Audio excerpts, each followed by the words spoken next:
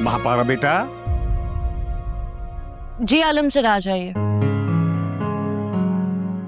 बेटा वो सरफराज साहब की कॉल है, वो आपसे बात करना चाह रहे हैं। आई एम सॉरी बेटा, वो मुझे इंसिस्ट कर रहे थे इसलिए मुझे आपके पास आना पड़ा। आप फोन दीजिए मुझे। नौरीन से कहिएगा मेरे लिए कॉफी बना दे। ठीक है।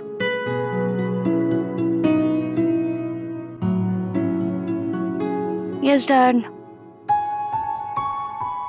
नहीं वो पता नहीं फोन मेरा कहाँ पड़ा है, इसीलिए आपकी कॉल मिस हो गई।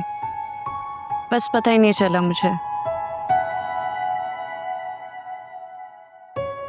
जी it's all right dad, just leave it. आप बताइए आपका फ्रांस का टूर कैसा जा रहा है? ओह, अब आप इटली आ गए हैं।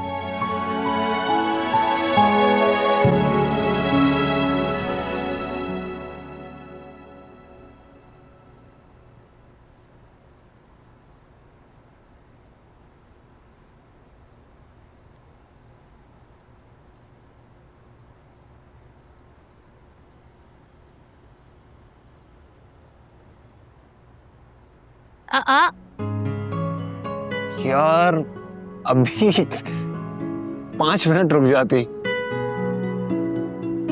लगता है इन सिगरेट्स को खत्म करवाने के लिए बहुत जल्द एक लड़की को इस घर में आना पड़ेगा, वरना ये बुरी आदत वैसे तो खत्म होने वाली नहीं है। ऐसा नहीं है, जितना हक उसका होगा उतना ही तुम सबका भी है। खैर ये छोड़ो ना, क्या करने आई हो सब यहाँ पे, तुम ये बताओ। फॉर गॉड सेक इस वक्त ये मत कहना कि मैं माइयों की दुल्हन हूँ और इस वक्त मुझे छत पर नहीं आना चाहिए था, ये ठीक नहीं है वगैरह वगैरह। अच्छा चलो ठीक है, नहीं कहता, लेकिन बात तो ठीक नहीं है। बात तो ये भी ठीक नहीं है कि आप इस वक्त इस सिगरेट के धुएं में खुद को सुलगा रहे हैं, है ना? लेकिन हो रहा है। कमरे में गई थी मैं, आपके नजर नहीं आए तो सोचा कि भाई साहब छत पर शुगल फरमा रहे होंगे और यहीं बैठे थे आप। क्या करूं मैं, तुम्हें तो सब आदतों का मेरी पता ही है, अच्छी बुरी हर तरह की, हर चीज को जानती हो तुम। तो बहन हूं मैं, हक बनता है मेरा। बिल्कुल हक तो है तुम्हारा, लेकिन ये बताइए ना बहन जी कि रात के इस पहर आप क्या करने आई हैं? क्यों याद आ गए आपको आपके भाई, ये बताएं। वैसे तुमसे बातें करने का दिल चाह रहा था। हाँ हाँ क्यों नहीं, श्योर, बैठते हैं और बल्कि काम करते हैं, नीचे चलते हैं, नीचे चल के सुकून से बैठेंगे। मुझे लगता है यहाँ बेहतर है, खुली फिजा में सुकून है यहाँ। हाँ हाँ ठीक है बिल्कुल, ले लो अपनी आखिरी सांसें इस खुली फिजा में, इसके बाद तो कह दे बामुशक्कत में ही चले जाना है तुमने। तुम ये बातें करोगे मैंने बिल्कुल एक्सपेक्ट नहीं किया था। अच्छा ना, सीरियस नहीं हो, मजाक करो यार, क्या हो गया? बहुत बोझ आ गया ना तुम पर, अम्मी बता रही थी। नहीं ऐसा कुछ भी नहीं है, इनफैक्ट अम्मी की सेविंग्स काम आ रही हैं, मुझ पे इतना बोझ नहीं आया। लेकिन फिर भी बहुत बर्डन है तुम पर, मैं जानती हूँ, ज्यादा खर्चा तुम्हारा ही हो रहा है। ये कुछ भी नहीं है महर, जो कुछ तुमने किया है ना इस घर के लिए, हमारे लिए और स्पेशली मेरे लिए जो कुछ कर दिया है ना तुमने, वो मैं शायद कभी नहीं चुका पाऊंगा, कुछ भी कर लूं नहीं अदा कर सकता उसका हक। बहुत खुश हूँ आज मैं तुम्हें ऐसा ही देखना चाहती थी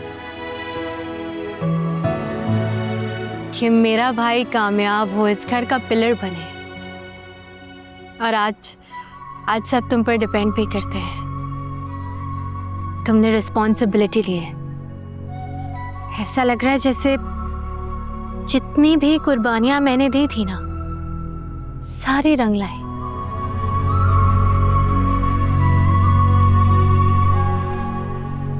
एक बात कहूं महर, थैंक यू सो मच यार, थैंक यू। अच्छा बस, बचपन में तो तुम्हें कभी एहसास नहीं हुआ और मेरी हर चीज ले लिया करते थे। तो इसमें गलती तुम्हारी है, अब क्या शिकायत कर रही हो मुझसे? हैं खुद तुमसे एक चीज मांगो, तुम वो तो देती थी, साथ में बाकी चीजें भी मेरे आगे रख देती थी खुशी खुशी। तो तुम इतनी मासूम शक्ल बना के मुझे देखते थे, मैं क्या करती? तो वो तो गिफ्ट है, अल्लाह ताला ने गिफ्ट दिया है मुझे मासूम शक्ल बनाने का। वो तुम्हें याद है, वो बचपन में एक दफा हम शबीर अंकल के घर गए थे और उनकी बेल बजा के भाग गए थे और सारा का सारा इल्जाम तुम्हारे सर आ गया था। मुझे वो दिन आज भी नहीं भूलता। अम्मी तुम्हें सामने मेरे खड़ा करके डांटे जा रही थी और मैं खड़ा हुआ देख रहा था। तुम हमेशा मुझे ना इन चीजों में फंसाते रहे हो बचपन से, हद होती है। अब याद आया मुझे।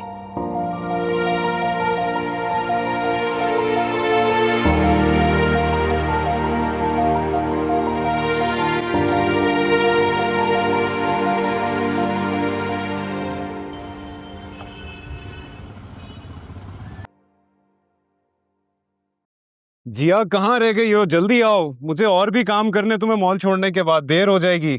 जी आई। अरे भाई, तुम चले जाते सीधा दफ्तर, क्या इस लड़की के चक्कर में जाओगे, मॉल छोड़ोगे, गला बला बला। अरे छोड़ो। अरे अम्मी, इसकी एक दो चीजें गलत आ गई हैं, अभी शादी में इसने पहनना भी है। अच्छा है ना बदलवा लेगी तो। पहले से नहीं देख सकती थी, ये बाद की अदला बदली मेरी समझ में नहीं आती।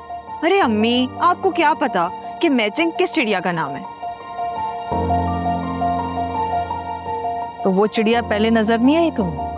अम्मी, जल्दी जल्दी में याद ही नहीं रहा, भूल गई मैं। और जब घर आके देखा तो 2-3 चीजें गलत ले आई थी।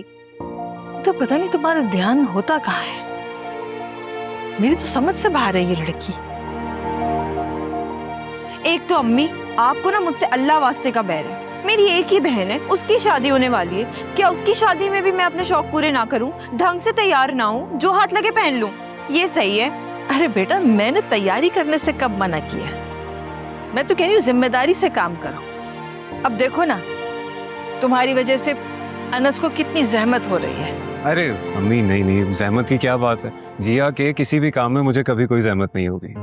देखा अम्मी? देख रही हूँ। जाओ अब तुम। और सुनो, भाई को साथ ले जा रही हो, ज्यादा खर्चे नहीं कराना, बस जो जरूरी चीजें वापस करानी है वही कराना। अच्छा चलो, भी देर हो रही है। ओके अम्मी, खुदा हाफिज। खुदा हाफिज।